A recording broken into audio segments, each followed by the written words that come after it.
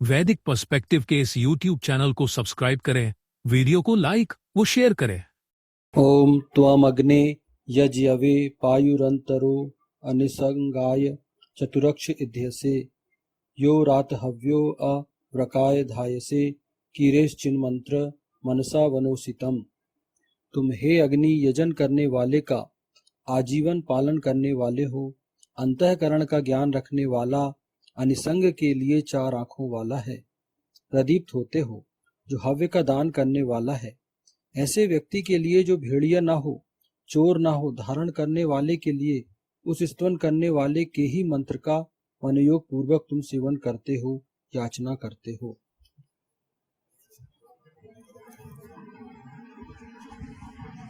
ये ऋग्वेद के प्रथम मंडल के 31वें सूक्त का 13वां मंत्र लिया गया है। या तो वो सत्कर्मी होके अपने लिए ईशान की या समाज की, राजा की का प्रेम पात्र बनता है, अथवा दुष्कर्म के माध्यम से सभी को अपने लिए अपने से दूर कर लेता है। तो यहाँ बहुत अच्छे से समझा ईशान ने कि वो जब वेदों का, उसका 4 वेदों का अध्ययन होगा, 4 वेदों को वो पढ़ेगा, तो वो वेद के अनुसार आप पर देखेगा और फिर वो पक्षपात रहित व्यवहार करेगा मनुष्य से। तो जो परमपिता परमेश्वर है, ईशान है, वो प्रत्येक मनुष्य से पक्षपात रहित व्यवहार करेगा। या ऐसा व्यक्ति है जो वेदाध्ययन जिसने किया हो, वेद को जो जानता हो, वो आपसे पक्षपात रहित व्यवहार करेगा। उसका व्यवहार ऐसा नहीं होगा जिससे आप दंडित हो या आपको वो पक्षपात पूर्ण व्यवहार करेगा आपसे कि आप तो, ये तो मेरा प्रिय है अथवा ये मेरा शत्रु है। नहीं, वो वेद के अनुसार आपको दिखेगा। भगवान मनु ने भी कहा है, पितृदेव मनुष्याणाम वेदश्चक्षु सनातनम असक्यम चाप्रमेयम च वेद शास्त्रमिति स्थिति है।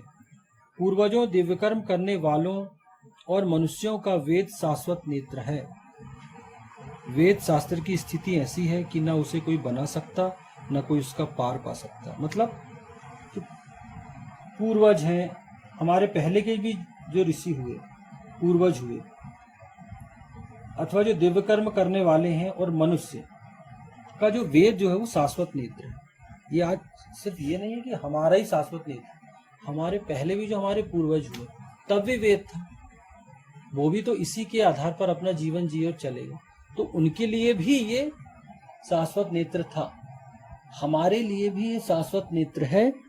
और जब हम नहीं रहेंगे तो जो आने वाली हमारी पीढ़ियां होंगी, उनके लिए भी ये शाश्वत नेत्र होगा, क्योंकि नियम तब भी यही काम करेंगे जो हमारे पूर्वजों के लिए थे, जो हमारे लिए हैं, हमारे बाद है। लोगों को जीवन ऐसे ही जीना पड़ेगा, कर्म से आप भाग नहीं सकते। तो यहाँ बहुत स्पष्ट किया गया है कि वेद शास्त्र की स्थिति ऐसी है कि कोई उससे बना नहीं सकता और ना कोई उसका पार पा सकता। मतलब वेद ईशान परम परमेश्वर ने निर्मित किए हैं, वेद का निर्माण ईशान ने किया है, और वो ह्यूमन साइकोलॉजी बहुत अच्छे से जानता था, इसलिए उसने वेद मंत्रों के माध्यम से वो सारे नियम हमारे लिए वेद में दिए हैं कि आप उन वेदाध्ययन करिए और अपने जीवन को आप बहुत अच्छे से जिए। तो आप वेद का निर्माण नहीं कर सकते नए तरीके से। और ये मनुस्मृति का है वाक्य है, पक्षपात रहित लोगों के साथ वेद सम्मत व्यवहार किए जाने की आवश्यकता है तथा उन पर हमेशा दृष्टि रखने की आवश्यकता है कि उन्हें कभी किसी प्रकार की कठिनाई ना हो, कोई समस्या ना हो। जो पक्षपात रहित होते हैं, ऐसे लोगों के साथ वेद सम्मत व्यवहार करना चाहिए। वेद जो पक्षपात रहित हैं, उनके साथ वेद सम्मत व्यवहार करना चाहिए। और ऐसे लोगों पे हमेशा दृष्टि रखना चाहिए, उन पर नजर रखना चाहिए कि उन्हें किसी प्रकार की कभी कोई कठिनाई ना हो, समस्या ना हो।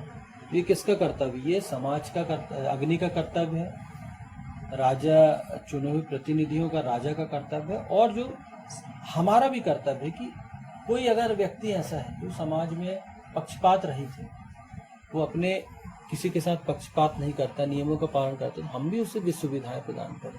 हमेशा नजर रखें कि कहीं कोई कठिनाई तो नहीं है, उसको कोई समस्या तो नहीं है, और अगर उन ऐसे लोगों पर कोई समस्या आती तो उसका हल हमें भी करना चाहिए, आम जनता को भी करना चाहिए, आम लोगों को भी उन समस्याओं का हल करने का प्रयास करना चाहिए। अग्नि तो करेगा ही, राजा तो करेगा ही, चुने हुए जनप्रतिनिधि तो करेंगे, लेकिन हम भी तो रख सकते हैं ना उनका ध्यान। क्यों कि हमारे आस पड़ोस में जो लोग रहते हैं, हमारे साथ जो काम करते हैं, उसमें कई ऐसे लोग होते हैं जो बहुत अच्छे होते हैं, जो बहुत ही सत्कर्मी होते हैं, जो ऐसे पक्षपात पूर्ण व्यवहार नहीं करते, पक्षपात रहित होते हैं।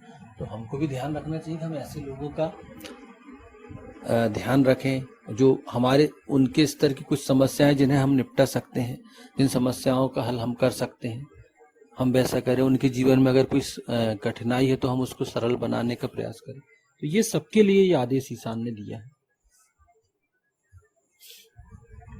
प्रदीप्त होते हो इध्य से, प्रदीप्त होते हो, ऐसे लोगों के लिए हमेशा प्रदीप्त रहने की आवश्यकता है। उनके सहयोग, उनकी कठिनाइयों को दूर करने के लिए सदैव तत्पर और सक्षम रहने की आवश्यकता है। ऐसे लोगों के सहयोग के लिए, मदद के लिए कभी किसी प्रकार का अभाव और विलंब नहीं होना चाहिए। हाँ, ऐसे लोगों के लिए हमेशा प्रदीप्त रहना चाहिए, मतलब हमेशा आपको सतर्क रहना चाहिए, सजग रहना चाहिए, क्योंकि उनकी कठिनाइयों और को दूर करना, उनका सहयोग करना के लिए हमको हमेशा तत्पर रहना चाहिए, और सक्षम भी बनना है हमको कि हम उनकी सक्षम भी बने उनकी समस्याओं को दूर करने के लिए। क्यों? क्योंकि ये नहीं कि कोई हमारा पड़ोसी है, हमारे आसपास जो रहने वाले, हमारे साथ काम करने वाले, उनको कोई समस्या आई और आप वहां से भाग खड़े हुए, नहीं, ये नहीं होना चाहिए। वेद कहता है कि नहीं, आप उसकी जितनी मदद कर सकते हो आप करो, उसको अकेला मत छोड़ो। आप अगर वो सही है, उस पर कोई समस्या आ रही है तो आप वहां से पलायन करोगे, नहीं। वेद कहता है कि ऐसे लोगों की आपको हमेशा मदद करनी है, आपको सजग रहना है। सजग इस प्रकार नहीं रहना है कि आपने देखा कि कोई समस्या आ रही है और आप वहां से पलायन करेंगे, नहीं। अगर आपको लग रहा है कि कोई समस्या आ सकती है, प्रदीप्त रहने की आवश्यकता, मतलब अगर उसको कोई सहयोग की आवश्यकता है तो पहले सहयोग करो। कोई कठिनाई आ रही तो उसको दूर करो। अगर आपको लग रहा है कि कोई कठिनाई उसके पास आ सकती, कई बार आभास हो जाता है, कई बार कुछ घटनाएं ऐसी घटती हैं या कोई समस्या में वो ग्रसित है, तो हमको समझ में आ जाता है कि अब और समस्या में व्यक्ति पड़ने वाला है, कि और समस्या आने वाली, तो उसको सचेत करो, क्योंकि ये आपका कर्तव्य है, परमपिता परमेश्वर कहता है। और ऐसे लोगों की सहयोग के लिए, मदद के लिए, विलंब करने के लिए सदैव तत्पर और सक्षम रहने की आवश्यकता है। और ऐसे लोगों के सहयोग के लिए, मदद के लिए कभी किसी प्रकार का अभाव और विलंब नहीं होना चाहिए। जैसे अगर कोई बहुत मुसीबत में है तो कई बार समय मायने रखता है कि यार पता चला किसी का एक्सीडेंट हो गया। अभी तक क्या होता था, किसी का एक्सीडेंट होता था तो लोग देख लेते थे, भाग जाते थे, अरे कौन भैया पुलिस केस बनेगा, कौन इन चक्करों में पड़े, तो क्या होता था, पलायन कर गए। शासन ने समझा इस चीज को कि यार लोग मदद तो करना चाहते हैं, लेकिन दिक्कत ये होती है कि उन्हीं को परेशानी होती है, पुलिस केस बनता है, उनको गवाही में लाया जाता है, फला होता है, ये होता। तो अभी क्या गाइडलाइन जारी हो गई सुप्रीम कोर्ट से भी और अब शासन से भी होने लगी है कि भैया अगर आप किसी एक्सीडेंटल व्यक्ति को की मदद करते हो, उसको हॉस्पिटल पहुंचाते हो, तो आप पर को आपसे किसी प्रकार की कोई पूछताछ नहीं की जाएगी। और अभी तो ऐसा हो रहा है कि अभी हमारे मध्य प्रदेश कैबिनेट ने पास किया है कि अगर आप किसी एक्सीडेंटल व्यक्ति को, कोई व्यक्ति अगर एक्सीडेंट हुआ है, दुर्घटनाग्रस्त हुआ और उसको आप हॉस्पिटल पहुंचाते हो, 25,000 रुपए का आपको इनाम दिया जाएगा। मतलब अब यहाँ प्रोत्साहन वाली बात आ गई कि आपसे कोई पूछताछ नहीं होगी, लेकिन आपने एक सत्कर्म किया है तो आपको सरकार पारितोषिक देगी, इनाम देगी। तो ये कितनी बढ़िया चीज है। तो यही चीजें होनी चाहिए कि अब लोग क्या करेंगे, समय पे उपलब्ध कराएंगे चीजें।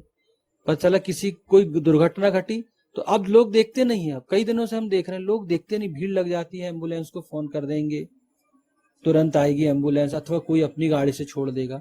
अब वैसी चीजें घटने लगी हैं।